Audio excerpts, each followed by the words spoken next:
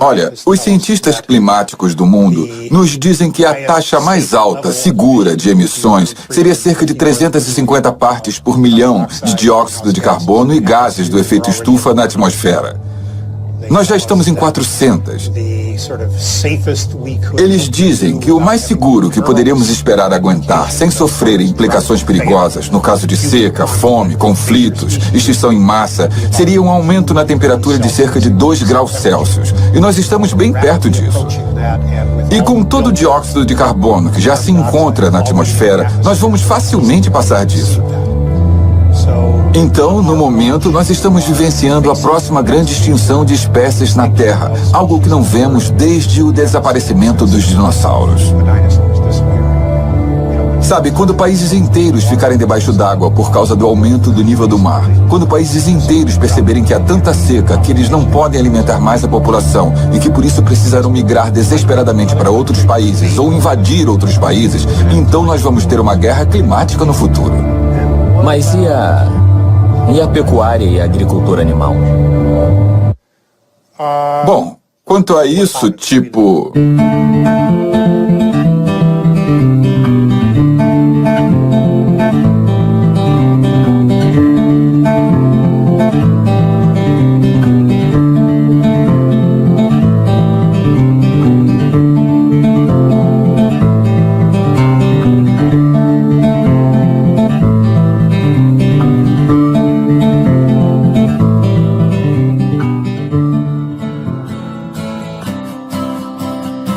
Meu nome é Kip.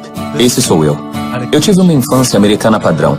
Minha mãe era professora, meu pai era militar e eu tenho uma irmã. Eu joguei vários esportes quando crescia, mas eu sempre amei a natureza e acampar. A vida era simples, sem qualquer preocupação. Até que um cara apareceu na minha vida.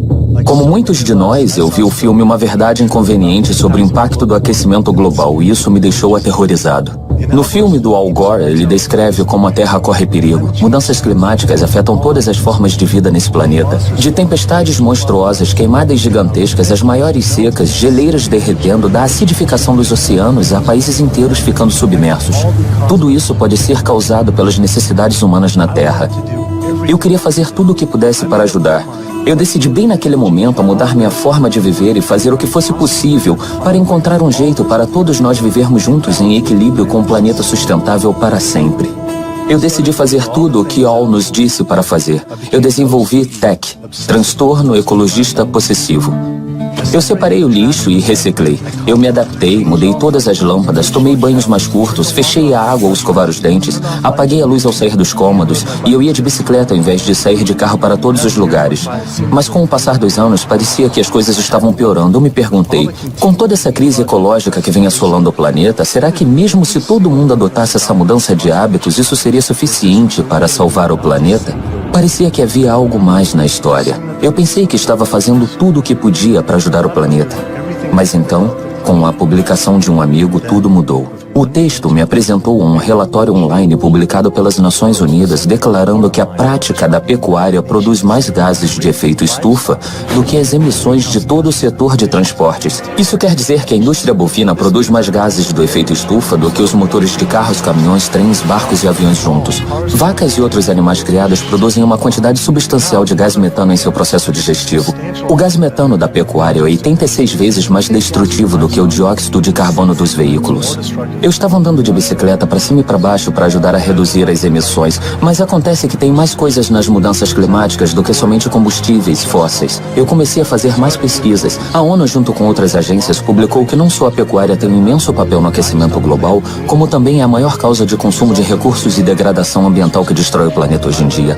Como é possível que eu não soubesse disso? Eu pensei que essa informação estaria exposta por toda parte na comunidade ambiental. Eu acessei os maiores sites de organizações ambientais do país, www.350.org, Greenpeace, Clube Sierra, Realidade Climática, Rede das Florestas Tropicais, Patrulha Amazônica. Eu fiquei chocado ao ver que eles não tinham virtualmente nada sobre agricultura animal. O que estava acontecendo? Por que eles não tinham essa informação em suas páginas? Parecia que o foco principal para muitos desses grupos era a produção de gás natural e combustível, com a perfuração sendo o foco principal para a causa de uso e contaminação da água. A perfuração hidráulica para o consumo de gás natural usa uma quantidade absurda de água, cerca de 378,5 bilhões trilhões de litros de água são usados todos os anos nos Estados Unidos. Mas quando eu comparei isso com a agricultura animal, a pecuária, só os Estados Unidos usa 128,5 trilhões de litros de água. E por coincidência, a emissão de gás metano das duas indústrias é praticamente a mesma. Morando na Califórnia, um estado assolado pela seca e a escassez de água, esse uso é a maior preocupação para muitos de nós. Um californiano usa em média cerca de 567,75 litros de água por dia. E quase metade disso tem a ver com o consumo de produtos da indústria bovina. Os produtos bovinos consomem água intensamente, em parte porque os animais consomem grãos que necessitam intensamente de água. É isso que eles comem. E então toda a água que rega os grãos que os animais comem é considerada essencialmente como parte do consumo de água virtual desse produto. Eu descobri que 113 gramas de hambúrguer precisa de cerca de 2.498 litros de água para ser produzido. E eu aqui tomando banhos curtos para tentar economizar água, descubro que comer um hambúrguer é equivalente a tomar um banho por 2 meses inteiros. Tanta atenção é dada à redução do uso doméstico, e o uso doméstico de água é só 5% do que é consumido nos Estados Unidos contra 55% da agricultura animal. Isso porque é preciso mais de 9.462 litros de água para produzir 453 gramas de carne. Eu fui na campanha Economize Água do Departamento de Recursos Hídricos do governo, em que eles destacavam mudanças de comportamento que ajudavam a poupar água, como usar chuveiros de baixo fluxo, descargas eficientes, equipamentos econômicos e consertar vazamentos em encanamentos, mas nada sobre agricultura animal. Quando eu segui todas as recomendações do governo, eu estava economizando 177 litros por dia, mas ainda assim isso não chega nem perto dos 2.498 litros de água por só um hambúrguer. Eu queria ver se conseguia de algum jeito conversar com os governantes sobre isso. Eu gostaria de saber se consigo agendar uma entrevista. Sim, acho que sim. Como está a sua agenda para hoje à tarde ou amanhã à tarde? Amanhã à tarde para mim tá bom. Para o ambiente urbano, tem muita coisa que pode ser feita dentro de casa, entende? Usar chuveiro de baixo fluxo, torneiras de baixo fluxo, descargas eficientes, aparelhos eficientes. Todas essas são áreas boas para conseguirmos reduzir o consumo. Mas as maiores economias de água são externas. Temos que ter consciência de como usamos a água. Temos que ser o mais eficiente possível. Temos que proteger a qualidade e temos que ser bons fiscais do meio ambiente que depende da água. E checar os vazamentos. Muitas vezes temos muitos vazamentos e difusores quebrados e coisas desse tipo que desperdiçam água. E essas são áreas com bastante espaço para conservação. Mas o que eu quero saber é sobre agricultura animal. O que você pode me dizer sobre isso? Sobre qual o papel dela no consumo e poluição da água?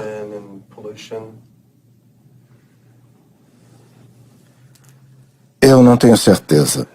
Essa não é minha área. Tem um estudo que descobriu que 453 gramas de carne consome 9.462,5 litros de água. Sim. E para ovos são 1.805,44 litros de água. E para o queijo quase 3.406,5 litros. Assim, eu acho que é simples. Por que isso não está no Economize Água? Isso é como se você fosse na casa de alguém e esse vizinho tivesse uma torneira vazando, sabe? Pingando, pingando. E então você vê uma mangueira gigante aberta no máximo até que 2.498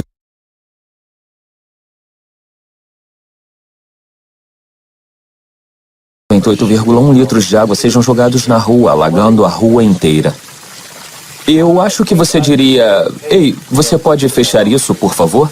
Parece que seria uma coisa óbvia a ser feita, bem melhor do que todo o resto. Tipo, sei lá, se for esse o caso. Acho que o consumo de água da criação animal é maior do que em outras atividades. Não existe nenhuma dúvida sobre isso. Isso seria realmente poderoso. Só que ao invés de esperar até estarmos vivendo uma seca, entende? O que você acha de começar agora e dizer para quem quer que esteja à frente do Economize Água: ei, vamos encorajar as pessoas a comer menos carne agora, porque esses estudos foram publicados? Eu não acho que isso vai acontecer. Por quê? Eu não acho que isso vai acontecer. Por quê? Por causa da forma como o governo atua por aqui. Isso é muito interessante, mas por quê?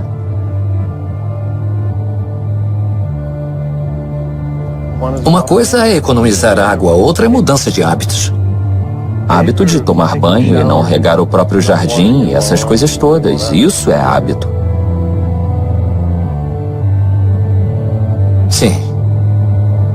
Nossa, o governo claramente não quer falar sobre esse assunto. Essa inabilidade de responder, somada ao silêncio das organizações ambientais sobre a agricultura animal, me fez acreditar que havia algo mais. Eu comecei a investigar mais sobre os impactos da pecuária e descobri que a situação era ainda pior do que eu imaginava. Os setores de transporte e energia recebem bastante atenção, compreensivelmente, por causa do impacto terrível que o dióxido de carbono causa em nosso clima.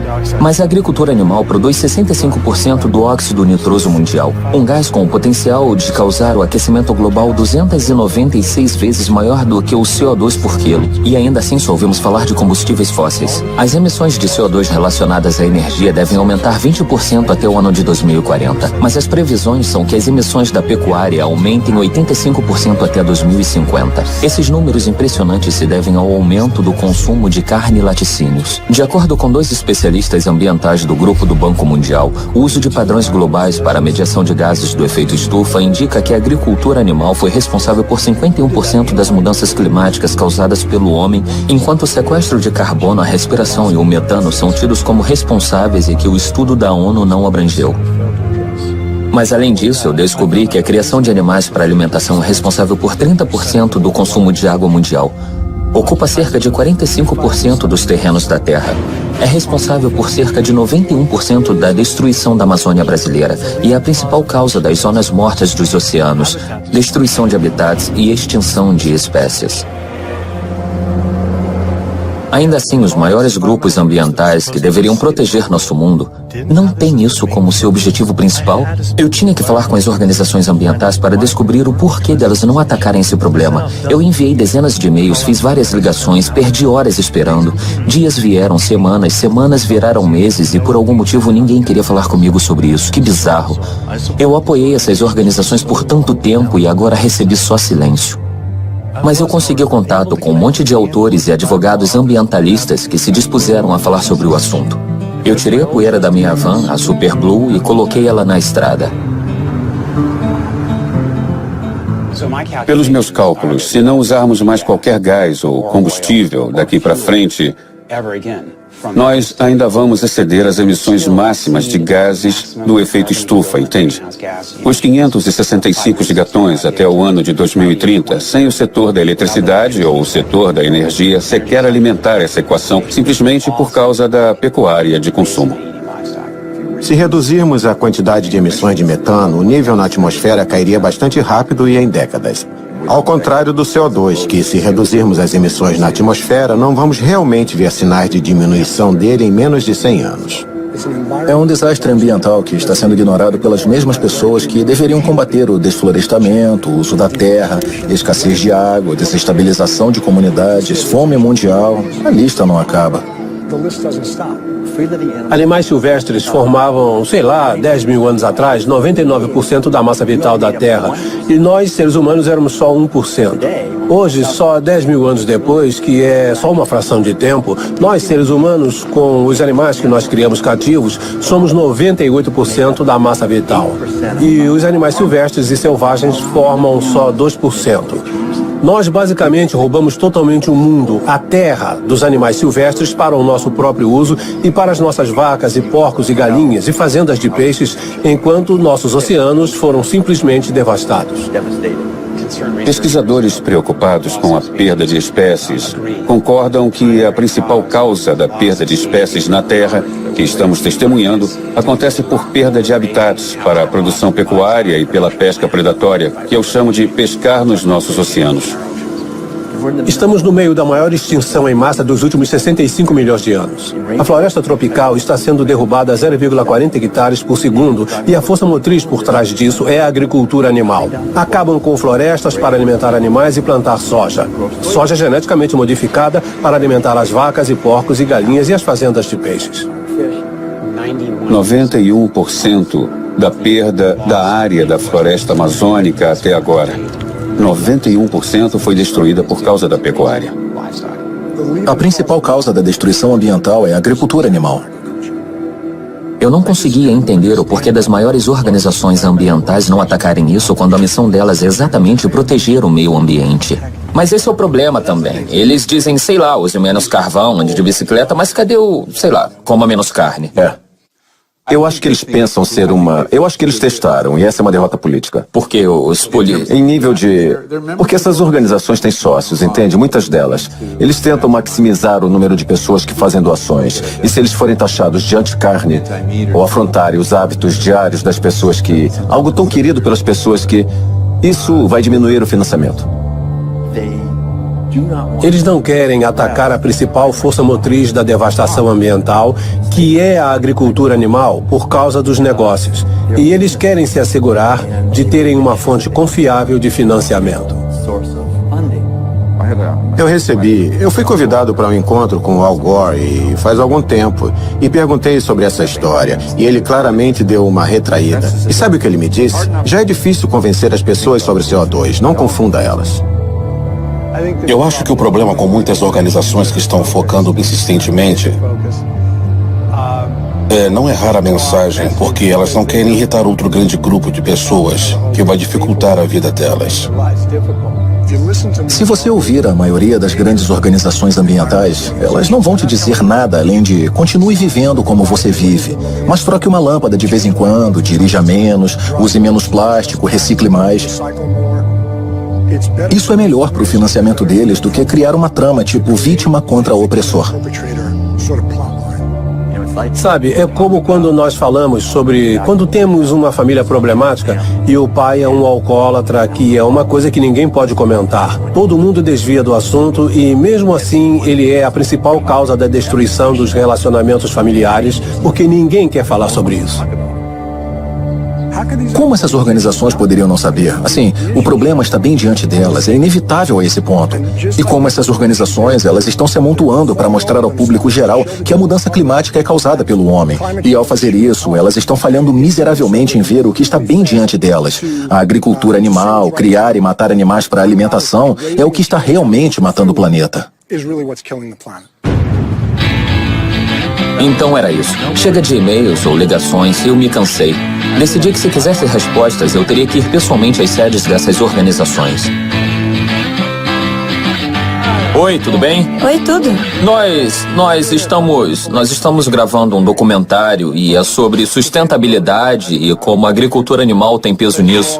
Eu gostaria de conversar com David Barr. Barr? David Barr? Sim. Ok. Você agendou um horário com ele? Eu estou tentando faz quase 2 meses e eu não recebi nenhum e-mail, nem nada, então estou tentando ver se consigo pessoalmente. Deixa eu só pegar umas informações suas. Eles mandaram uma pessoa das relações públicas no lugar dele. Ela se recusou a aparecer e nos disse para desligar a câmera, mas prometeu que alguém do Departamento de Florestas, Oceanos e Mudanças Climáticas conversaria com a gente finalmente. A próxima parada seria no Sierra Club. Eles acabaram sendo mais receptivos e me receberam na porta. Oi, tudo bem? Tudo. Sobre essas mudanças climáticas, qual a principal causa delas? Bom, basicamente é a enorme queima de combustíveis fósseis. Sabe, carvão, gás natural, petróleo, areias e xisto betuminosos. Todos esses novos combustíveis exóticos que são meio misturados entre si. Mas é isso que está basicamente carregando a atmosfera. Então temos o efeito estufa, onde o calor fica preso e as temperaturas sobem. Há uma taxa que nunca existiu na história da Terra. Mas e a pecuária e a agricultura animal? Que tem eles? Assim, o que você quer? Nós estávamos pesquisando. Alguns relatórios da ONU dizem que a pecuária contribui mais do que todos os transportes juntos. Um relatório de 2009 da Patrulha Mundial, pecuária causa 51% da emissão de gases do efeito estufa. Bom, isso é um grande problema e nós precisamos cuidar disso também. Mas sei lá, existem tantas fontes potenciais de metano e emissões de carbono. Se a principal causa de emissões é a agricultura animal e o consumo de carne, então isso não precisa ser o foco número 1 e não o número 2? Bom, essa é a sua abordagem. Nossa abordagem é diferente. Bom, isso foi bizarro. Então o Greenpeace me respondeu hoje e disse: foi bom encontrarmos com você ontem. Eu falei com várias pessoas aqui no Greenpeace sobre o seu pedido, mas sinto que não poderemos ajudar dessa vez. Obrigado e nós te desejamos boa sorte. A resposta do Greenpeace me lembrou a estatística de que 52.548 quilos de excremento animal são produzidos a cada segundo só nos Estados Unidos. Isso é resíduo suficiente por um ano para cobrir todo o território de São Francisco, Nova York, Tóquio, Paris, Nova Delhi, Berlim, Hong Kong, Londres, Rio de Janeiro, Delaware, Bali, Costa Rica e Dinamarca, combinados. As operações pecuárias em terra causam mais ou criam mais de 500 zonas mortas por excesso de nitrogênio nos nossos oceanos, ocupando mais de 245,95 quilômetros quadrados de área completamente sem vida. Então, qualquer discussão significativa sobre o estado de nossos oceanos precisa sempre começar com discussões claras sobre a agricultura animal em terra. O que não é o que nossos grupos de conservação, e o Oceana é o maior do mundo no momento, o mais influente, assim como outros. Isso não é o centro das discussões. Eu fui no site da minha organização de proteção oceânica favorita, a Fundação Surfrider, para ver o que eles estão falando disso. Eu encontrei muita coisa sobre sacos plásticos e lixo, mas nada sobre agricultura animal. Qual o maior poluidor de qualidade da água da costa? O que é... É muito disso. Tem na verdade nós chamamos tudo de coquetel tóxico porque é realmente algo de origem difusa. Então sei lá, metal pesado de pneus e freios de carro, metais pesados. Esses herbicidas e pesticidas, eles estão meio que pegando tudo que jogamos no solo, juntando tudo e despejando no oceano. Então é bem difícil destacar, uma coisa. Enquanto estávamos fazendo nossa pesquisa para esse assunto específico, nós encontramos com uma certa frequência, entrevistamos mais e mais pessoas e continua vindo à tona que a agricultura animal está sendo... Nós lemos que a agricultura animal está no topo da poluição da água, bem mais do que qualquer outra coisa. Isso é interessante. Eu acho que depende da região que você analisa. Em áreas urbanas, que é mais ou menos onde nós estamos, aqui no sul da Califórnia, nós não vemos isso porque não tem muitas, fazendas de pecuária. Mas se você olhar no centro do país, em Maryland, Virgínia, Carolina do Norte, aquela região... Eu sei que tem muitas granjas e muitas fazendas de porcos, e isso é um problema sério. Eu fiquei surpreso que não só eles não focam nos restos das fazendas, como também não mencionaram qualquer campanha sobre como nossos oceanos estão perto do colapso. O relatório da ONU diz que 3/4 dos peixes do mundo sofrem pesca predatória e têm sua população muito reduzida por causa da pesca em excesso. Os oceanos estão sendo arrasados como nunca antes. E os ambientes marinhos estão com problemas. E se nós não acordarmos e fizermos algo, nós vamos ver oceanos sem peixes até o ano de 2048. É essa a previsão dos cientistas. O fato é que quando vemos os peixes, às vezes só olhamos para o fato de serem animais consumidos pelos humanos. Então, nós não necessariamente olhamos para os animais que ficam presos em redes ou que são assassinados na indústria. Nós retiramos mais de 28 bilhões de animais do oceano no ano passado. Eles nem tiveram a chance de se recuperar, não se multiplicam tão rápido. Eles não voltarão, não damos qualquer chance para eles. A forma que acontece a pesca hoje para alimentar a demanda de 90 mil toneladas de peixe é basicamente por redes de pesca. Para cada quilo de peixe pego, há cerca de 5 quilos de outras espécies indesejadas, como golfinhos, baleias, tartarugas marinhas e tubarões descartados como lixo. Se formos imaginar essa mesma prática acontecendo na savana africana, mirando gazelas, mas no processo pegando cada leão, girafa, avestruz e elefante, ninguém apoiaria isso. Ainda assim, é isso que acontece no oceano todos os dias. Entre 40 e 50 milhões de tubarões são mortos todo ano em redes e linhas de pesca sem intenção. Então, suas barbatanas podem ou não ser cortadas, mas eles são apanhados inicialmente sem intenção. É assim com a pesca sustentável, inclusive, ou de forma sustentável em muitos casos. Para peixes considerados sustentáveis, por exemplo, pela Oceana e organizações de sustentabilidade certificadas. Então, o que eu penso é, por que paramos com o banimento da sopa de barbatana, se nossa preocupação é com tubarões, como é a dessas organizações e também da maioria do público hoje em dia? Se nos preocupamos com tubarões, devemos banir a pesca. Eu visitei o site do maior grupo de conversação oceânica do mundo, a Oceana, para ver o que eles estão fazendo sobre isso. Lá no site, junto com a palestra do CEO Andy Sharpless, eu me assustei ao ler que eles, na verdade, recomendam que uma das melhores formas de ajudar os peixes é comer peixe. Com a população de peixes perto do colapso, é como dizer que a melhor forma de ajudar pandas em perigo é comer pandas. Eu não conseguia entender como a Oceana pode dizer que é possível remover cerca de 100 milhões de toneladas de peixe por ano e considerar isso sustentável e bom para os nossos oceanos. Muitas espécies à beira da extinção estão beirando a extinção de forma gradativa e não se recuperaram com a proteção da Oceana, nem com a proteção do Conselho de Fiscalização Marítima e até com a proteção do Aquário de Frutos do Mar da Baía de Monterrey, o que, você sabe, eu menciono nas minhas palestras, que, sei lá, deveriam mudar de nome, já que não protegem nada. Eles estão só assistindo isso acontecer, ao invés de, sei lá, lutar agressivamente contra isso. Assim, de acordo com a Organização de Alimentos e Agricultura das Nações Unidas, sabe, quase 3/4 de todos os pesqueiros pelo mundo praticam pesca predatória. Então não existem criações de peixes por aí que, sei lá, você pode considerar que tem níveis saudáveis para o ecossistema. Assistindo à palestra do Andy, ele falou sobre alimentar o mundo. Em 1988, a pesca, como você menciona, atingiu seu pico em 85 milhões de toneladas. Como é possível ser sustentável pegar 100 milhões de toneladas em 2050, independentemente de ser em um criadouro ou no oceano? Se para cada quilo de peixe retirado, são retirados basicamente 5 quilos de peixes selvagens. Não importa se é num lago ou no oceano. Como isso é sustentável?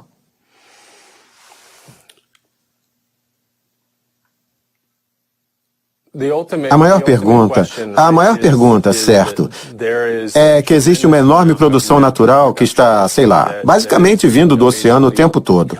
Então nós temos uma imensa quantidade de reprodução nas correntes marítimas de nossos oceanos que trazem, nutrientes milenares para o nosso ecossistema e transformam isso em peixe.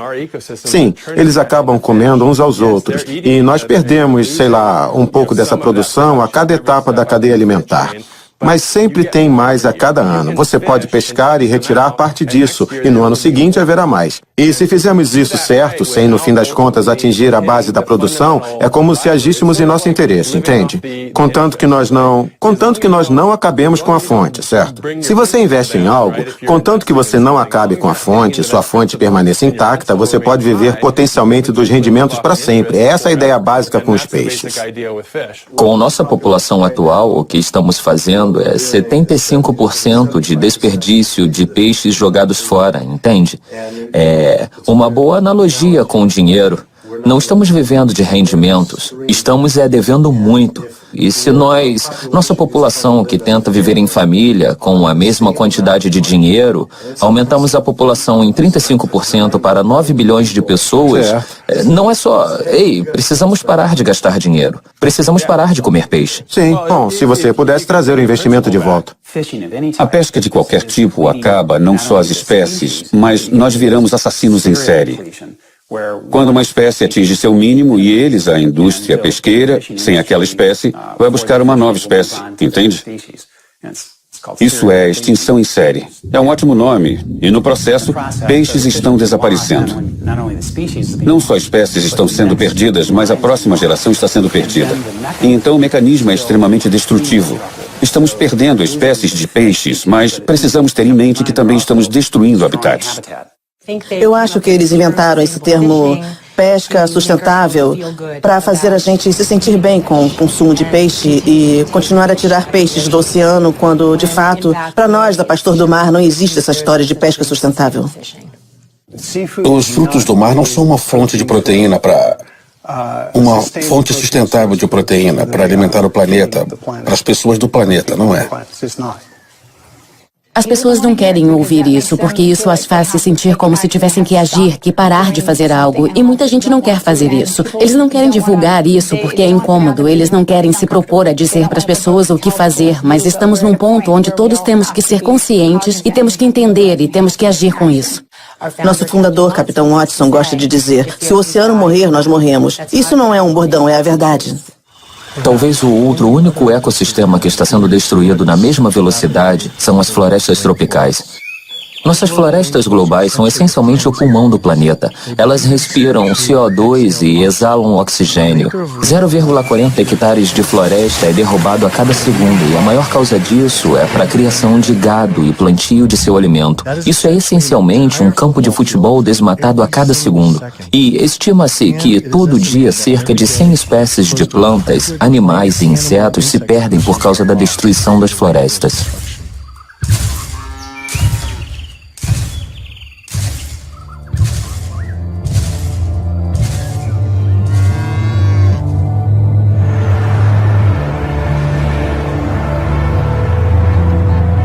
Qual é a maior causa? A principal causa desse desmatamento? A intervenção humana nas florestas é a principal causa. E a intervenção é pela madeira ou pelo agronegócio. E é aí que chegamos nos principais causadores. Isso vai variar um pouco dependendo da floresta estudada, mas a forma que escolhemos para usar esses recursos naturais em larga escala industrial é sempre a principal causa. Quando eu acessei o site da Rede de Ação, eu não acreditei que não encontrei nada sobre gado. Mas eu vi que eles tinham uma campanha grande contra o azeite de dendê. As plantações desse óleo estão causando desflorestamentos gigantes nas florestas da Indonésia. Estima-se que o azeite de dendê seja responsável por 10,52 milhões de hectares desmatados. Se comparados com a pecuária e seu plantio, eles são responsáveis por 55,03 milhões de hectares de florestas perdidas até hoje. Mas no site deles eu fiquei chocado ao ver que o gado não foi incluído como um de seus 4 principais assuntos. Ao invés disso, eles focaram em óleo, polpa e papel, carvão e areias betuminosas. Como eles não atacam a principal causa do desmatamento, por que focar em combustíveis fósseis e não no gado? O pior é o combustível fóssil ou a agricultura animal? Não entendo por que deveríamos comparar um com o outro. Eu só queria saber qual é o pior deles. Não sei exatamente o que dizer. Será que a diretora executiva de um dos maiores grupos de proteção das florestas do mundo honestamente não saberia o que está acontecendo? Ou ainda pior, isso seria omitido de propósito? E nesse caso, por quê? Eu imediatamente fui na patrulha amazônica para ver se eles diriam qual a verdadeira maior causa da destruição das florestas. O lugar mais biologicamente e culturalmente diverso do planeta está sob forte ataque no momento. A floresta amazônica pode desaparecer. Ela pode desaparecer completamente nos próximos 10 anos. Qual é a principal causa do desmatamento das florestas? A principal causa do desmatamento das florestas, eu diria, bom, só para colocar no contexto das atividades da patrulha amazônica, não sei, tem muitos fatores de desflorestamento, como nós chamamos. Muitas razões diferentes e formas de destruir as florestas tropicais. As principais, aquelas que causam maior estrago e são mais disseminadas, são os megaprojetos, como os oleodutos e gasodutos, como os projetos de extração, como as megas represas. Não estamos falando de... Eu me senti andando em círculos com esses grupos, como se eu estivesse preso numa estranha conspiração bovina, além da imaginação, onde ninguém pode falar sobre vacas. Eu não acreditei que essas organizações não diziam qual era a verdadeira principal causa do desmatamento de florestas. Eu tinha que perguntar mais uma vez. É difícil dizer qual é a principal causa do desflorestamento da Amazônia, porque são todos destrutivos: petróleo, gás, mineração, represas, agricultura. Mas em termos de uso da terra, em termos da quantidade de terra que é destruída por eles, e quando falamos sobre fazer uma comparação entre todas as diferentes causas do desflorestamento, o que está causando a maioria das quedas de árvores, por exemplo, eu acho que podemos certamente culpar a agricultura. Infelizmente, uma das maiores causas do desmatamento, principalmente na Amazônia brasileira, é o agronegócio. O gado, a criação de gado e a produção de soja em particular. Então esse é o maior problema. E por que você acha que, tipo, ninguém no Greenpeace ou ninguém mesmo quer assumir essa realidade? A realidade sobre a principal causa do desmatamento? Sim, isso. Bom, eu acho que você levantou pontos bastante interessantes sobre por que ninguém faz nada sobre isso. E eu acho que no Brasil, em particular, eu acho que quando observamos o que aconteceu quando o Código Florestal foi aprovado e as pessoas que se colocaram contra os lobistas e seus interesses particulares, a indústria bovina, a indústria do agronegócio, o que aconteceu com eles? Muitas pessoas que protestaram foram assassinadas. Se você procurar, não sei, o José Carlos, procurar o Cláudio, tem gente que está dando a cara e falando, sabe, que a criação de gado está destruindo a Amazônia. Entende? Muitas pessoas que estão realmente dando a cara à tapa. Olha para Dorothy Stang, entende? A freira que vivia no Pará e foi assassinada. Muitas pessoas vão falar, e muitas pessoas vão ficar de boca fechada porque não querem. Eles não querem ser os próximos a levar um tiro na cabeça. A freira Dorothy Stang era uma americana que vivia no coração da floresta tropical brasileira. O trabalho da vida dela era proteger a Amazônia. Ela falou abertamente contra a destruição da floresta pelas fazendas de gado por anos. Um dia, voltando para casa, ela foi brutalmente assassinada com um tiro a queima-roupa por um mercenário contratado pela indústria do gado.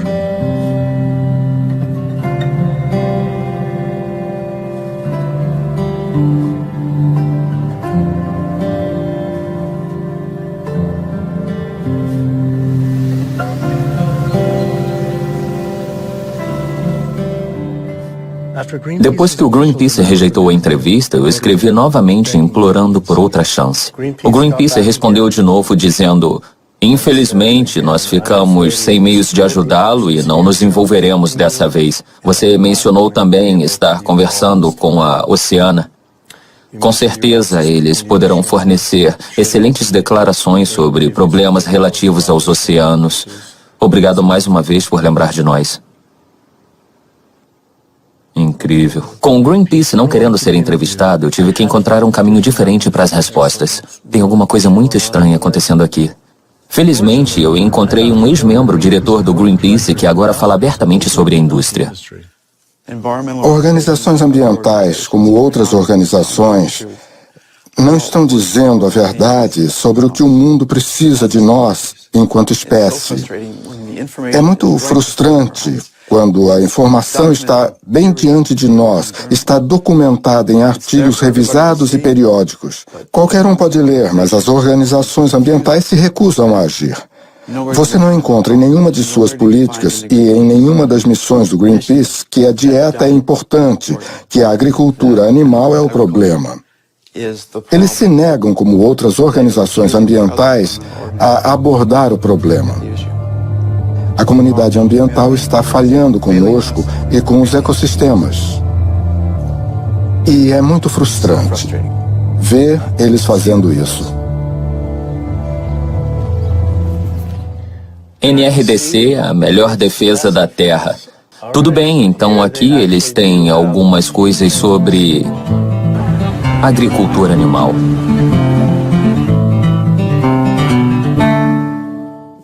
A principal causa da degradação ambiental é muita poluição e muitas máquinas sendo produzidas rapidamente em muitos lugares pelo mundo. Ultimamente, em 2009, a Patrulha Mundial declarou que a pecuária causa 51% das emissões de gases do efeito estufa e os transportes cerca de 13%. Por outro lado, a ONU disse entre 18 e 30%. O que é mais do que todos os transportes juntos. Nacional? Internacionalmente? O mundo todo. Ou nacionalmente? Isso. Bom, eu acho que a produção de energia e os transportes ainda são os maiores emissores. Eu não vou comentar sobre isso porque não estou a par desses números. Então não me cite nisso, mas isso é peido de vaca. É isso, eu acho que é esse o problema. Eu acho que são os peidos de vaca. Você tem algum relatório? Bom, essa era a parte da história. A produção de metano pela flatulência de vacas e outros animais é um grande contribuidor, mas a maior parte se dá pelo desflorestamento e lixo que eles produzem, que é 130 vezes mais lixo do que toda a população humana mundial, virtualmente sem qualquer benefício ou tratamento. O NRDC certamente, como eu disse, tem um grande programa de alimentos. De fato, todo ano nós oferecemos os prêmios Vivendo Verde em reconhecimento aos inovadores da alimentação. E no ano passado, um dos premiados foi um produtor sustentável de porcos, que na verdade não usa nenhum antibiótico. E os antibióticos usados na produção de alimentos nos Estados Unidos, hoje em dia, sabe? Estamos dando a maioria dos antibióticos nos Estados Unidos para animais saudáveis. Eu queria visitar uma dessas fazendas sustentáveis. Eu encontrei a fazenda de gado à base de vegetais Market Garden, na costa californiana.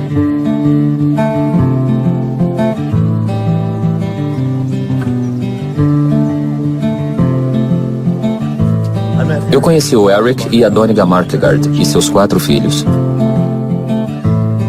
Lia e Larry acordam às 6 e vão ordenhar as vacas e alimentar os porcos.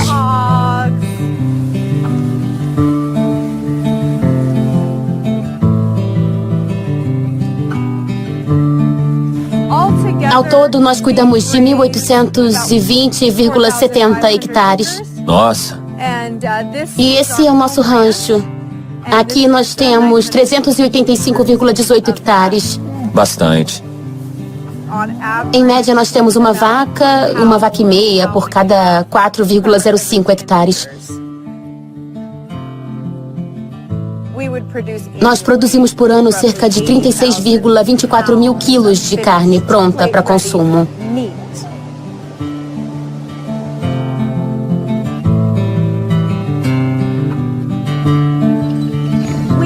Nós mantemos uns 10 porcos numa área de cerca de 20,23 hectares.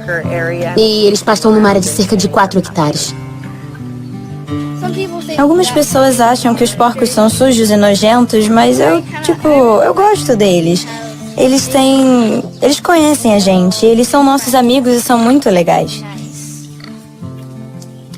E eles podem ser nossos melhores amigos ou podem ser como irmãos. Viu?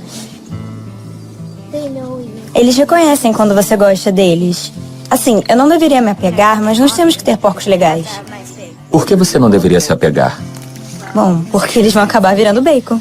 Ah, é? Mas esses porcos têm uns 7 meses agora. Ah, é? Nossa. E esses maiores estão ficando prontos para o abate. Aqueles 2 menores ali, sabe, eles vão crescer por mais alguns meses. Eu amo os animais. E é por isso que eu estou no ramo das carnes. É isso que a sociedade precisa enxergar. Que as peças de carne são partes de um animal. Uma criatura que vive e respira. É difícil. Mas como a Doniga disse antes, nós fazemos isso porque amamos eles. Com o uso da terra, vocês têm cerca de, contando com os ativos ou equipamentos industriais, cerca de 0,81 hectares, 1 hectare por vaca, dependendo. Não é tão limpo assim, mas eu diria 14, 16 hectares. Isso, e temos um rancho na Dakota do Sul com 20,23 hectares. 23 hectares? São tipo 20,23 hectares. Nossa, e por quê? A mesma coisa. Tinha o cultivo e acabou o nitrogênio, entende? Exploraram Também a terra. sazonal, E lá não é é? sazonal. E é possível, ou é prático, para o mundo todo dizer crie gado à base de pasto? Tipo, no Brasil, onde, sei lá, 80%, supostamente 80% da floresta tropical foi destruída pelo gado. E o que vocês pensam disso? Eles não deveriam comer carne. Se o meio ambiente deles não foi feito para criar gado, eles não deveriam comer carne. É. E como vocês anulam a pegada de carbono da pecuária?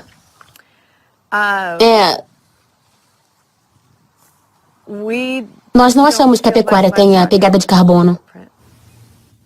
Eu saí de lá me sentindo confuso. E quanto ao gado à base de pasto não ter pegada de carbono, parece poder fazer sentido se eu somasse o uso da terra e a população. Se formos usar os Market Garden como modelo de criação de animais, o que requer 1.820,70 hectares para produzir 36,240 quilos de carne, o americano médio come 94,68 quilos de carne por ano. Se fosse tudo de gado à base de pasto, só 382 pessoas poderiam se alimentar dessa terra. Isso equivale a 4,73 hectares por pessoa, vezes 314 milhões de americanos, o que é igual a 1,5 bilhões de hectares de terra por pasto. Infelizmente, só existem 0,77 bilhões de hectares nos 48 estados americanos mais ao sul. Atualmente, cerca de metade da terra de todos os Estados Unidos é dedicada à agricultura animal. Se nós fôssemos mudar para gado à base de pasto, precisaríamos limpar cada metro quadrado dos Estados Unidos até o Canadá e a América Central e até a América do Sul. E isso só para alimentar a demanda americana de carne. Mas essa conta não leva em consideração que muito dessa terra não serve para o pasto pecuário. Nós precisaríamos converter todas as montanhas em pasto,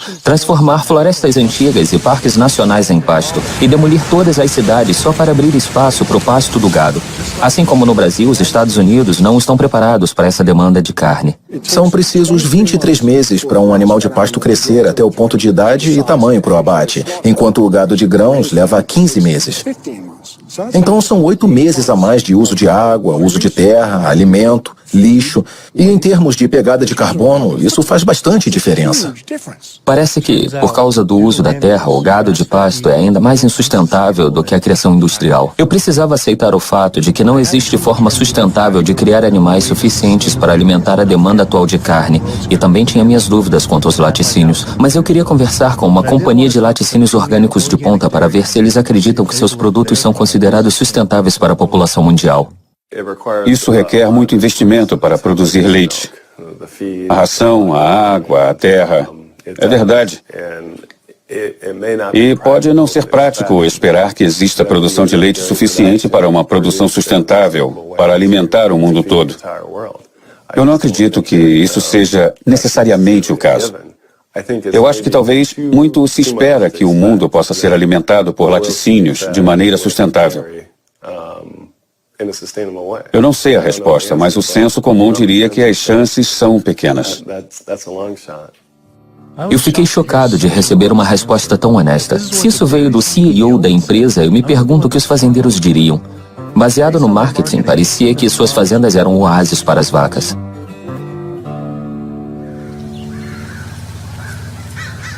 Não era isso que eu esperava.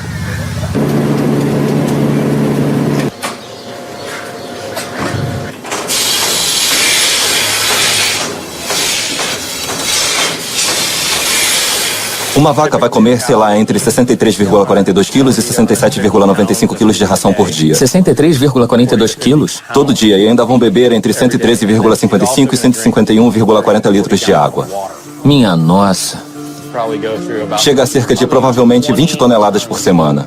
20 toneladas de grãos por semana. 20 toneladas de grãos por semana. Para? Primeiro para as nossas vacas leiteiras, então cerca de 250 vacas. Sim, então a maior parte da sustentabilidade, para mim, o item número 1 da lista deveria ser a aproveitabilidade. Como esse processo completo funciona, do início ao fim, a vaca precisa ter um filhote para produzir leite. Então ela tem um filhote. Esse bebê fica com a mãe por menos de 2 dias, e então eles vão para a unidade de criação para ficar numa sala individual onde eles serão criados. Como produzimos laticínios, só as fêmeas nos dão leite. Então os machos em leiterias típicas são vendidos para os produtores de carne. Mas nós mantemos metade deles por 2 anos e os vendemos como carne de pasto orgânica. Então todas as vacas leiteiras eventualmente vão para a indústria de carne? Uhum. Em algum ponto da vida ela vai enfraquecer, então temos que tomar uma decisão de negócios nesse momento. Vamos tentar investir nela para dar mais leite, ou vamos vendê-la para outra leiteria ou para a indústria de carne.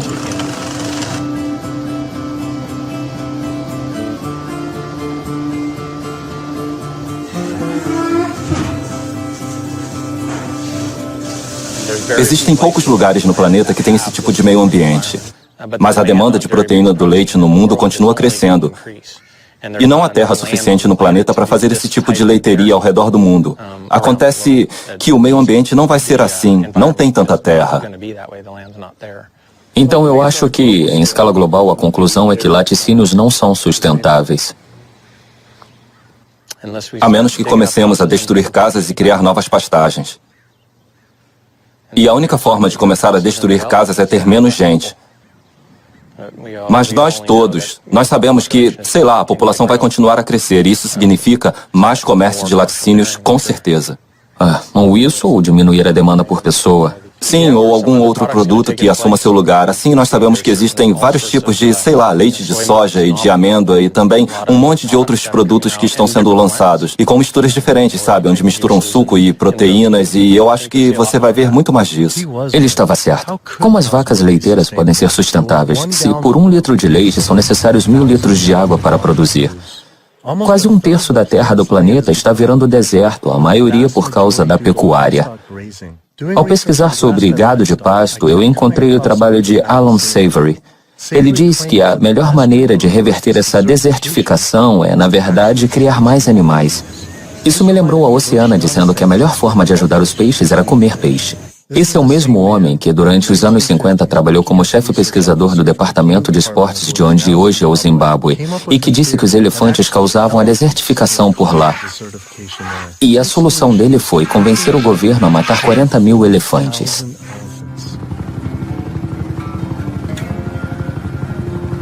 E depois de 14 anos de massacre impiedoso, as condições só pioraram. A teoria dele estava errada. A matança finalmente acabou, mas não até dezenas de elefantes e suas famílias serem mortos. Eu nunca aceitaria conselhos ecológicos deste homem.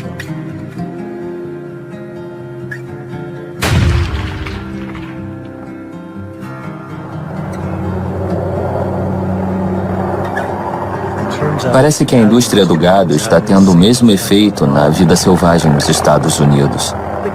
O governo vem mantendo cavalos em cativeiro. E nós hoje temos mais cavalos selvagens e burros em edifícios mantidos pelo governo. 50.000 cavalos e burros a mais em territórios do governo do que livres em seus habitats. Basicamente, temos rancheiros que criam em terras públicas por uma fração do praticado normalmente. Eles estão sendo imensamente subsidiados em cerca de uns 15avos do imposto normal.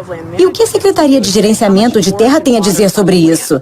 Quanta forragem e água tem na terra? E aí eles divagam. Eles doam um tanto para vacas, um tanto para a vida selvagem e um tanto para os cavalos selvagens e burros. É o que vemos, que parte da forragem e da água dos leões vai para a indústria pecuária. Eles usam cavalos e burros de bode expiatório. Tem muito cavalo e burro, vamos removê-los. Eu sempre digo às pessoas que os cavalos selvagens e burros não são vítimas do gerenciamento de nossas terras para pecuária, porque nós também vemos acontecer muita caça predatória. Nós sabemos que lobos agora também são alvos dos rancheiros para acabar com eles. A USDA tem aviões e tudo o que eles fazem é atirar em predadores. Então tudo o que os rancheiros fazem é ligar e dizer: temos um coiote aqui. Aí eles vêm, atiram no coiote, ou atiram no leão da montanha, ou atiram na jaguatirica. E tudo bem para os rancheiros. No estado de Washington, depois do gado ter sido atacado em terras públicas, onde pastavam sob permissão, o governo do estado decidiu matar uma matilha de lobos inteira. E aqueles lobos não foram mais vistos. Eles haviam imigrado do Canadá e agora estão mortos. E isso começa em nível local, com a Secretaria de Gerenciamento de Terra, mas depois chega até o Congresso. E nós vemos o Congresso sentado lá, disposto a fazer esse mau gerenciamento de nossas terras públicas continuar. É a insistência e o poder de lobby da indústria de agricultura animal que continua a assassinar lobos, continua a haver a prática de manter os predadores em níveis baixos, que não beneficiam o ecossistema. Eu já vi tantos terrenos, já vi tantas intervenções da Secretaria de Gerenciamento de Terra, onde eles dizem que as terras não estão atingindo os padrões. E eles dizem abertamente que é a pecuária que está fazendo as terras não atingirem os padrões. E ainda assim eles continuam a permitir a prática da pecuária. Eles estão envolvidos com o fato de onças serem caçadas por cachorros, de matilhas inteiras serem dizimadas. da temporada de caça durar o ano inteiro e de armadilhas serem armadas para que os bichos sofram. Se alguém se importa com os cavalos selvagens, com as terras públicas e com o meio ambiente, não pode ignorar o impacto negativo que a prática pecuária está tendo nas terras públicas no Oeste. Eu adicionei o custo da produção de comida animal, que os produtores não conseguem, de fato, arcar sozinhos. Esses são os custos ocultos ou custos externos que eles impõem à sociedade. Isso acaba afetando a saúde pública. Danos ambientais, subsídios, danos a pesqueiros e até a crueldade. Se você pegar esses custos externos, que chegam a 440 bilhões de dólares, se as indústrias bovina e de laticínios forem obrigadas a assumir esses custos, se eles tiverem que arcar com esses gastos, os custos e o preço de varejo de carne e laticínios iam lá para o espaço. Então uma dúzia de ovos vai custar 5 vezes mais caro. Um Big Mac vai custar 10 vezes mais caro. Coma você carne ou não, seja você onívoro ou herbívoro. Você está pagando parte dos custos do consumo de outra pessoa. Então se alguém vai ao McDonald's e compra um Big Mac por 5 dólares, outros 7 dólares de custos são jogados para a sociedade. Eu estou pagando, você está pagando, coma você carne ou não. Quando você presta atenção em quem se beneficia e quem faz lobby pelo sistema de agricultura, são os maiores produtores de comida do país e os maiores produtores de carne. E quanto maiores e mais ricos eles ficam, mais eles podem ditar as políticas federais sobre a produção de comida, porque eles têm muito poder político. Eu sabia que precisava conversar com os grupos de lobby da agricultura animal para ouvir o que eles tinham a dizer. Se eles conseguem silenciar o governo, será que eles influenciam e têm possíveis conexões com os grupos ambientais também? A Aliança de Agricultura Animal, um dos maiores grupos de lobby da pecuária na América, aceitou ser entrevistada. O Greenpeace não conversou com a gente, mas a Aliança pela Agricultura vai conceder uma entrevista. Só isso já diz algo. As pessoas ouvem a expressão OGM e esse termo é assustador. Mas eu acho que a agricultura tem dificuldade para explicar seu significado, mas na realidade o que fazemos é usar a tecnologia para promover melhoramentos na forma de plantio de grãos e em como criamos os animais. Não vamos alimentar o mundo voltando a como era 100 anos atrás, quando os animais eram alimentados com um pasto. Não é só trazer os animais para dentro e implementar esses grandes sistemas integrados por causa de sustentabilidade. Isso com certeza reduz o impacto ambiental enquanto melhora o bem-estar animal e a segurança dos alimentos. Então você está dizendo que os animais gostam de ficar presos? Tipo, as galinhas e as vacas gostam de ficar presas como gostam de pastar soltas? Em muitos casos houve uma melhora significativa no bem-estar deles, na quantidade de cuidado que recebem, cuidado individualizado. A indústria de carne e laticínios já apoiou causas de organizações ambientais? Eu não acho que deva comentar sobre isso. Não sei. Eu não sei. Eu não sei se... Não sabemos se eles já doaram ou para quem eles doaram. A indústria de carne e laticínios já apoiou ou doou para o Greenpeace? De novo, eu não sei se me sentiria confortável. Oi, desculpa não termos retornado antes. Eu tenho mais notícias. Infelizmente, nós não temos mais como financiar o seu filme. Tivemos uma reunião e, por causa do crescimento de assuntos controversos, nós estamos preocupados e temos que desistir dele. Por que esse assunto é tão controverso? A primeira pessoa que pensei em conversar foi com Howard Lyman, que foi processada por criadores simplesmente por falar a verdade sobre agricultura animal no programa da Oprah. Eu nasci na maior fazenda de laticínios do estado de Montana em 1938. Eu vivi a vida toda numa fazenda de pecuária. Fui para a Universidade de Montana, me formei em agricultura. Voltei e comecei um grande empreendimento de agricultura, onde eu tinha 4,05 mil hectares de plantação, 7 mil cabeças de gado e cerca de 30 funcionários. Eu passei 45 anos da minha vida na agricultura animal. Então eu tenho experiência. Quando eu fui no programa da Oprah, nós tínhamos a lei de difamação alimentar. Essa lei, na minha opinião, é inconstitucional. Mas ela basicamente diz que é contra a lei dizer algo que você sabe ser falso sobre uma commodity perecível. Eu não disse nada no programa que eu pensava ser falso. Eu fui lá e disse a verdade.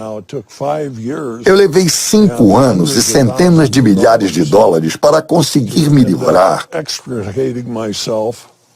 dos advogados da indústria de gado.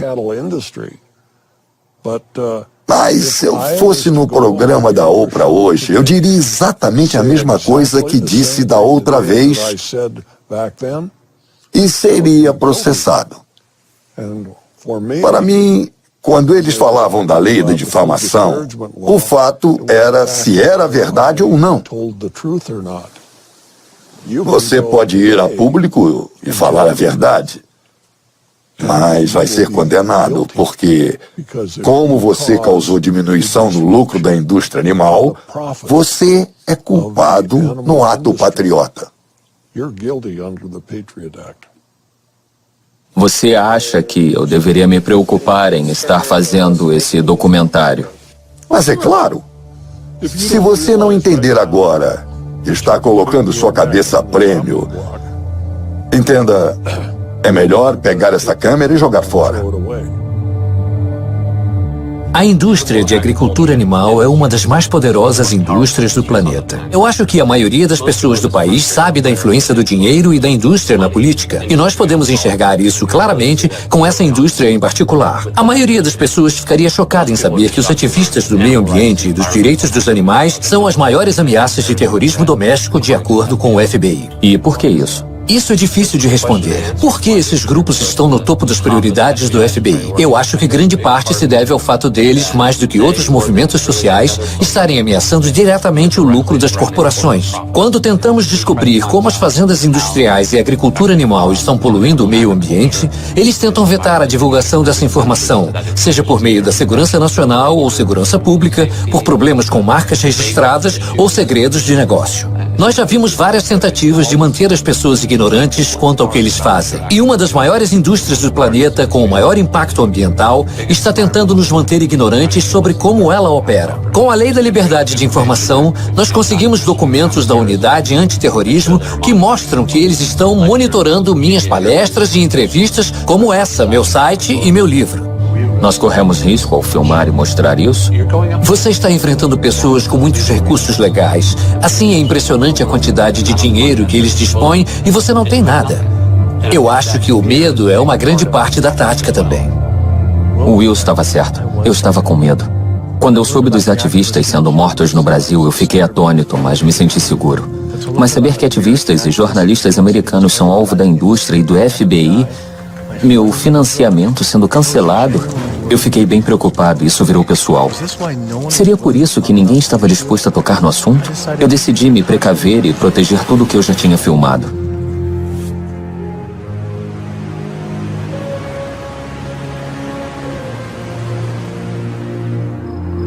Eu estava mais do que preocupado em imaginar o que podia acontecer se eu fosse mais a fundo nesse assunto. Parecia que a única decisão a tomar seria largar as câmeras e desistir. Mas então eu percebi que isso era muito maior do que qualquer preocupação pessoal que eu pudesse ter.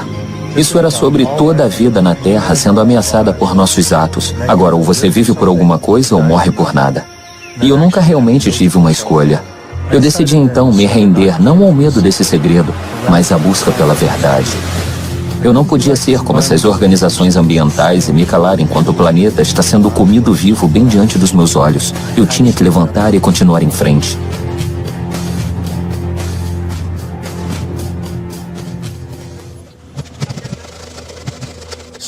Algumas pessoas dirão que o problema não é de fato a agricultura animal, mas a superpopulação humana. Em 1812 havia 1 bilhão de pessoas no planeta. Em 1912 havia 1,5 bilhão. Aí, no espaço de 100 anos, nossa população explodiu para 7 bilhões de humanos. Esse número merece grande atenção, mas fica ainda mais importante quando percebemos que essa população cria 70 bilhões de animais em fazendas.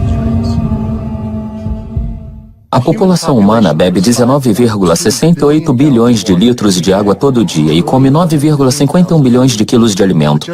Mas só as 1,15 bilhões de vacas do mundo bebem sozinhas 170 bilhões de litros de água por dia e comem 61,16 bilhões de quilos. Esse não é um problema populacional, é um problema de população que consome carne. Organizações ambientais não debaterem isso é como organizações de saúde tentarem combater o câncer de pulmão sem debater o fumo de cigarros. Mas ao invés de fumar passivamente, é comer passivamente que afeta todo o planeta. Nós temos cerca de 1 bilhão de pessoas passando fome todos os dias. No mundo todo, 50% dos grãos e legumes cultivados são dados a animais. Eles estão comendo grandes quantidades de grãos e legumes. E nos Estados Unidos, chega perto de 70, 80, dependendo de que grão falamos, até 90% da soja produzida. 82% das crianças famintas do mundo vivem em países onde a comida é dada para animais em sistemas pecuários, que depois são mortos e servidos aos indivíduos mais abastados em países desenvolvidos, como Estados Unidos, Inglaterra e Europa. O fato é que nós podemos alimentar todo ser humano no planeta hoje com uma dieta adequada, se não fizermos nada além de pegar a comida que damos aos animais e transformá-la em comida para humanos. E alguém vem tentar defender os OGMs? Isso é como tentar dar um copo com água a um homem se afogando. Você pode produzir em média 15 vezes mais proteína de origem vegetal do que de carne em qualquer área da Terra, seja usando o mesmo tipo de terra ou uma área mais fértil em alguma parte do mundo, ou uma área devastada. Se nós reduzirmos a quantidade de carne que comemos e laticínios e ovos, poderíamos reverter todos os campos de monocultura de milho e soja geneticamente modificados em floresta novamente para ser habitada por animais. Sabe, sempre que alguém diz que nós não podemos plantar para humanos em terras onde estamos plantando alimento para animais, alguém está desmerecendo a maior plantação da Califórnia. O fato é que se você plantar milho para enfiar na goela de um animal, você pode plantar milho e alimentar um ser humano. Você encoraja as pessoas a comer menos carne pela imensidão de recursos necessários e pelo custo para o meio ambiente. E para os animais. E para os animais. E para os trabalhadores do sistema, porque é um sistema brutal em todos os níveis. Enquanto a população mundial continuar a aumentar até 9 bilhões de pessoas, você consegue prever um momento em que nós teremos que parar completamente de comer carne? Eu não sei se pararemos completamente. Eu acho que a quantidade de carne consumida vai cair. Não há como sustentar 260 gramas por pessoa por dia, o que é que os americanos comem hoje. Se somente os chineses decidirem que querem comer o mesmo e eles decidirem comer o mesmo, nós não teremos terra suficiente para produzir os grãos para alimentar tanta carne. Eu acho que uma dieta à base de plantas é mais sustentável. Mas o que você recomendaria para 9 bilhões de pessoas comerem para o planeta não ser só mais sustentável, mas para ele se recuperar? Dá para dar um número, tipo 28 gramas? De carne? E incluindo laticínio, talvez. Eu não acho. Eu não sei o quanto. Mas deveria ser algo em torno de alguns gramas por semana, entende? Não vai ser do jeito que comemos hoje. Estamos empanturrados de carne, estamos comendo demais. E isso inclui o queijo também? Tipo, 57 gramas no total? 57 gramas por semana? Somente gramas por semana parece ser nada. As pessoas poderiam produzir isso em seu quintal. Talvez uma produção de quintal seja sustentável. Eu tenho 42 patos. Eu comecei com 3 patos, 3 anos atrás. E do nada eles viraram uma população. Eu compro um saco de 33,98 quilos de sementes e ele dura hoje em dia 2 semanas. Os patos que vamos abater agora têm em média 2 anos. Quando você convive com eles, eles se acostumam com você, entende? Eles não sentem medo de nada e eles fazem esses barulhos normalmente. Devagar. Calma, calma, calma. Ok. Não, nós vamos manter você. Ron, esses dois vão primeiro. Quer dar uma despertinho, hein? Comparados com galinhas, eles são a mesma coisa.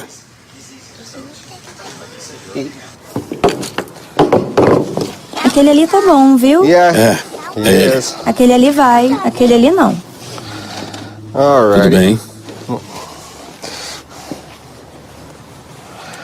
Ok. Bem ali.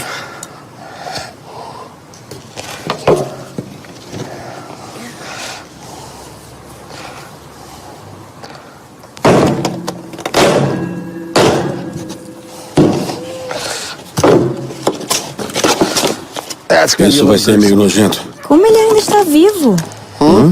Como ele ainda está vivo? Não está. São os nervos. Reação muscular. Acho que quando eu tinha uns 5 anos, mais ou menos, foi a primeira vez que meu pai veio e nos fez assistir. Fazer isso com coelhos. E nós tínhamos uma dúzia de coelhos por ano. Então nós pegávamos os coelhos, tirávamos a pele e limpávamos para cozinhar. E o garoto ficava meio...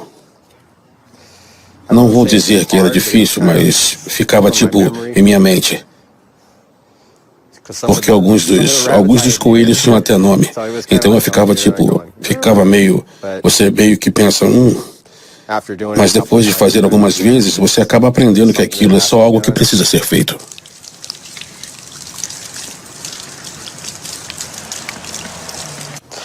Os dedos não.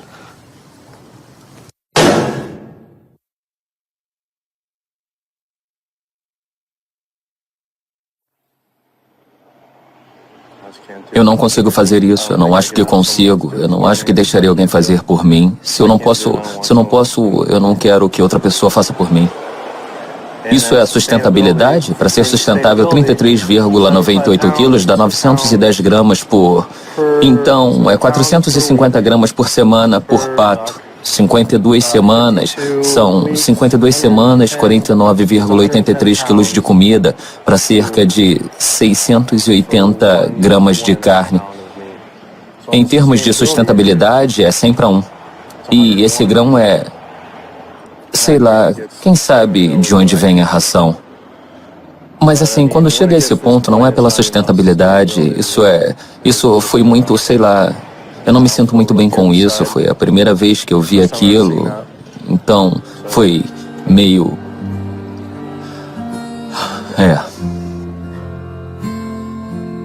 Eu fiquei tão envolvido com a destruição causada pela agricultura animal que percebi que eu nunca cheguei a adentrar a óbvia realidade de que cada um desses animais foi morto. Isso sempre esteve desconectado, abstraído do ato de comer carne. Mas quando isso ficou pessoal, face a face, a história mudou. Eu já tinha marcado adiantadamente a filmagem de outro massacre de quintal a uma galinha que parou de produzir ovos. Eu não sabia como poderia sobreviver a outro massacre. Então eu não fui.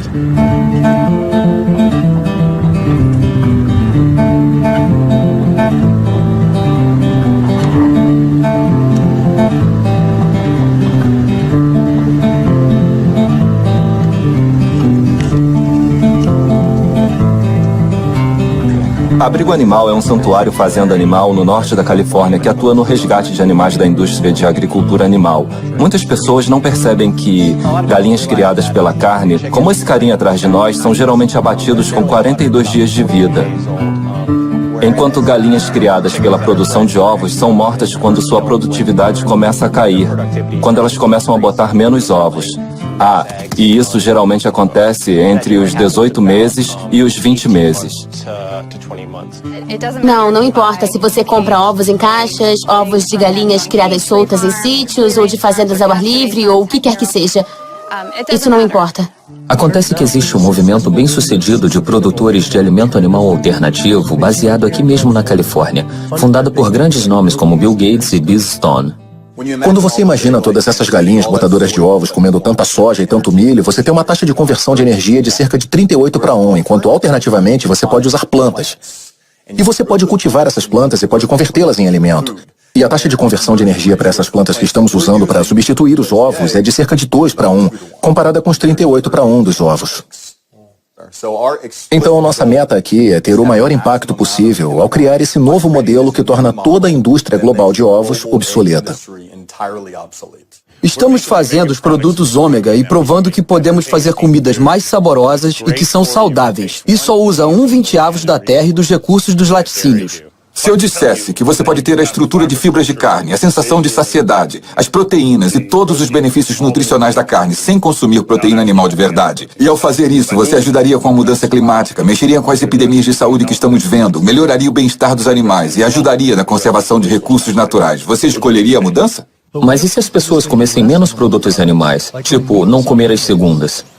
Quando você não come carne na segunda, quando adere a essa campanha, você está essencialmente contribuindo para a mudança climática, poluição e destruição dos recursos do nosso planeta e da sua própria saúde em 6 dias da semana, ao invés de 7. Você está criando uma falsa justificativa, claramente um falso senso de justificativa pelo que está fazendo nos outros 6 dias da semana. Em outras palavras, sei lá, nós não devemos realmente nos deleitar com os louros do que fazemos certo apenas 1/7 do nosso tempo. Você não pode ser ambientalista e consumir produtos animais. Ponto. Se engane o quanto quiser. Se você quer alimentar seu vício, que faça, mas não se considere um ambientalista.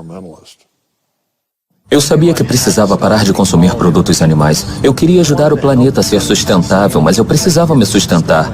Eu tinha dúvidas sobre ser saudável e não comer carne, laticínios e ovos. Eu só conhecia a dieta padrão com a qual eu cresci. Mas é possível ser um vegetariano ou vegano saudável? Se é possível ser um vegetariano ou vegano saudável, eu sou vegano já faz 32 anos e eu corro alguns quilômetros todos os dias. Eu pedalo 65, 80 quilômetros no interior da cidade. Eu trabalho várias horas. Eu me sinto ótimo. É legal acordar com o corpo esguio e leve todos os dias. E muitos dos meus amigos veganos e pacientes, entende, são, sei lá, eles melhoraram desde a transição para a dieta vegana. Então sim, eu já vi mães veganas passarem por gravidezes saudáveis e darem à luz filhos veganos, que são criados e se transformam em adultos veganos inteligentes. Sim, com certeza todos os nutrientes que precisamos estão no reino das plantas, é isso mesmo. Você acha que alguém deveria estar consumindo laticínios? Claro que não. Quando você pensa nisso, no propósito do leite de vaca. Eu passei parte da minha vida numa fazenda de laticínios no Wisconsin.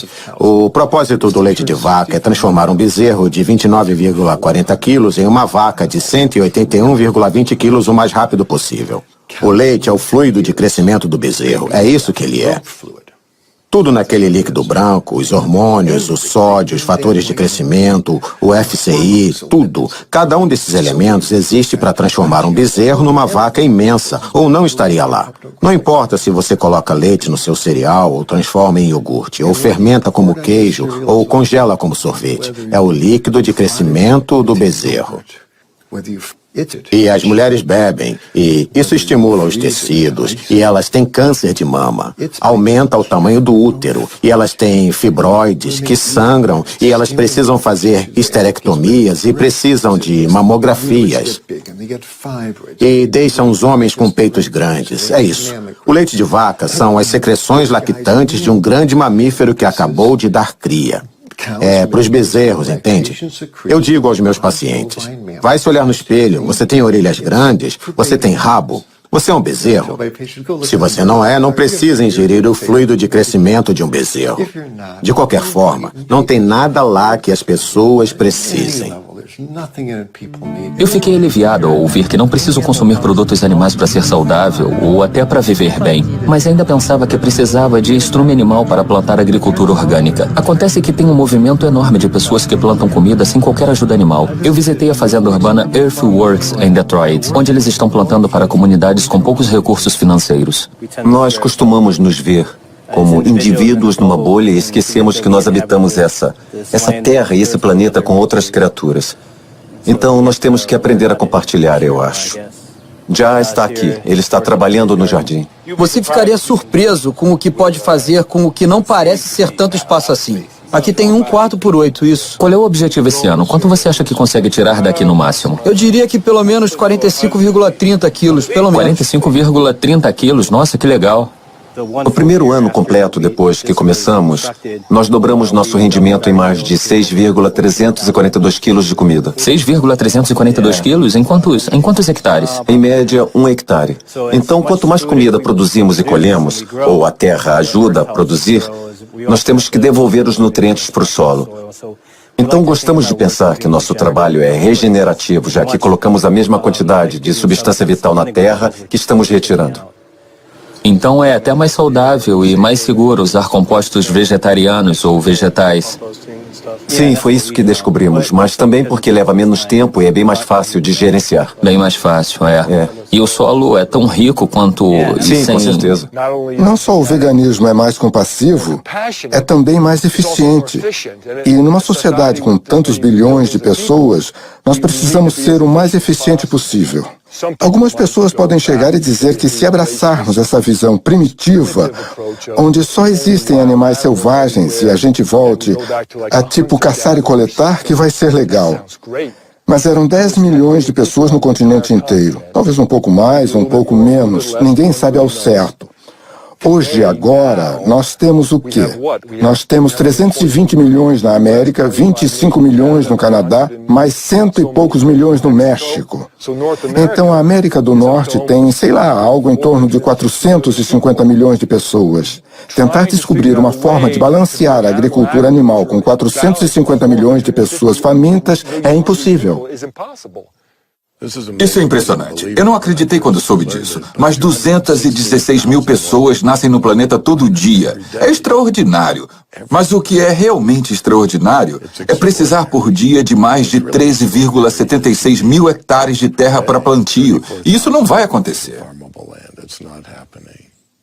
Alimentar uma pessoa numa dieta vegana à base de plantas por um ano requer só 1/6 de 1 hectare de terra. Alimentar a mesma pessoa numa dieta vegetariana que inclui ovos e leite requer 3 vezes mais terra. Alimentar um cidadão americano padrão com carne, leite e ovos requer 18 vezes mais terra. Isso é porque você pode produzir 16,7 mil quilos de vegetais em 0,67 hectares, mas só 167,6 quilos de carne no mesmo pedaço de terra. Um californiano que consome muita carne pode economizar o equivalente a 1,4 toneladas de CO2 por ano se removesse a carne de sua dieta. Ele economizaria 1,6 toneladas ao virar vegetariano e 1,8 toneladas virando vegano. Isso é mais do que mudar sua casa para energia solar ou dirigir carros híbridos. Só mudar para um veículo elétrico economiza mais, o que ainda poucos podem pagar. Mas ao contrário dos carros elétricos, a economia não para nos gases de efeito estufa. Uma dieta vegana produz metade do CO2 de uma onívora americana, usa 1/11 da quantidade de combustíveis fósseis, 1/13 da quantidade de água e 1/18 da quantidade de terra. Depois de somar tudo isso, eu percebi que eu tinha chance de economizar todo dia mais de 4.163,5 litros de água, 20,03 quilos de grãos, 2 metros quadrados de terreno florestal e o equivalente a 4,5 quilos de CO2 e uma vida animal a cada dia.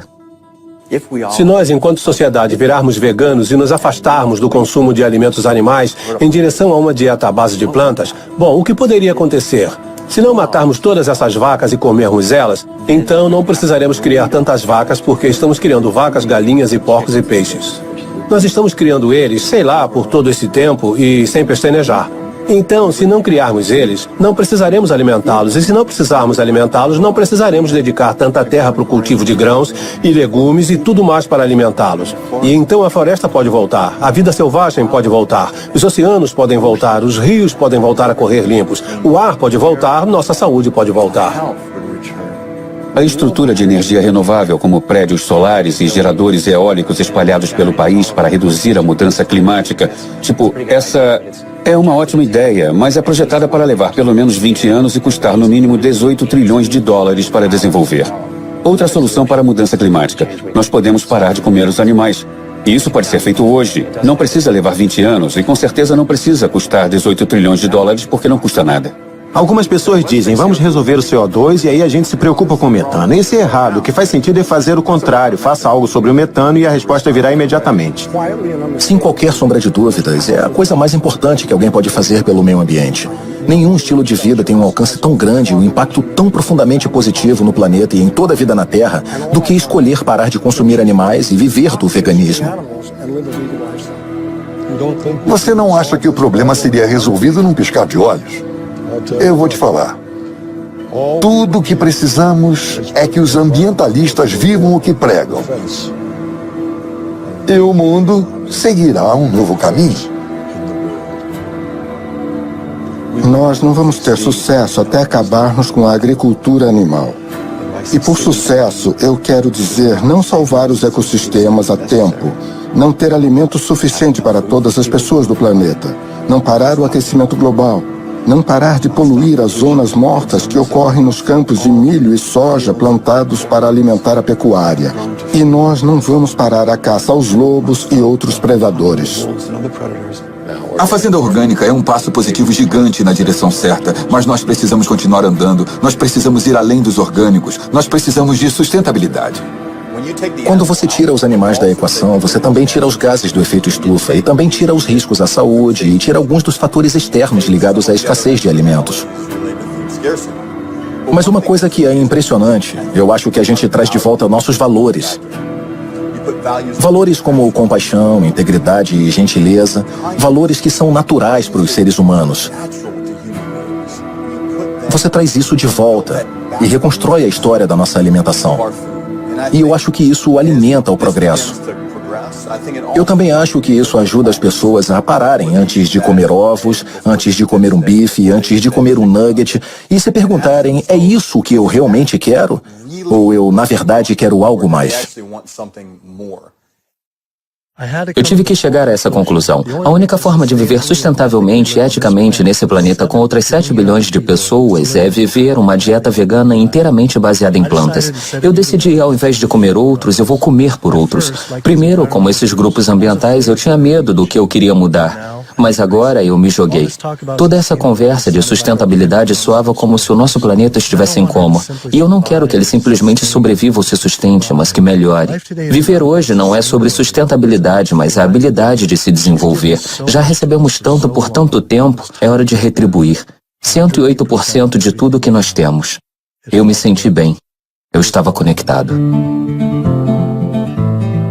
E nós vemos esse movimento não só sobre prover alimentos mais baratos que todos possam comer, mas também um movimento espiritual, um movimento em direção à compreensão de quem nós realmente somos e de como nós podemos nos conectar uns com os outros. Faça o que puder fazer, da forma que puder fazer, todo dia de sua vida. E você vai acabar morrendo como um dos indivíduos mais felizes que já morreram. Nós nos tornamos parte de um momento de união com outras pessoas. Está acontecendo. Isso está mesmo acontecendo. Viramos notícia. Altruísmo é uma boa filosofia de vida. Traz todos esses benefícios para nós, para o planeta e para as outras pessoas. Então é uma boa maneira de viver, ecologicamente. Isso faz bem. É transformar massivamente como nossa sociedade come, porque é uma necessidade. É agir no que conhecemos e agir gentilmente e calmamente no planeta inteiro e com outras pessoas para alcançar as metas, para se viver melhor. Nós podemos, mas nós precisamos escolher isso. Você pode mudar o mundo. Você precisa mudar o mundo.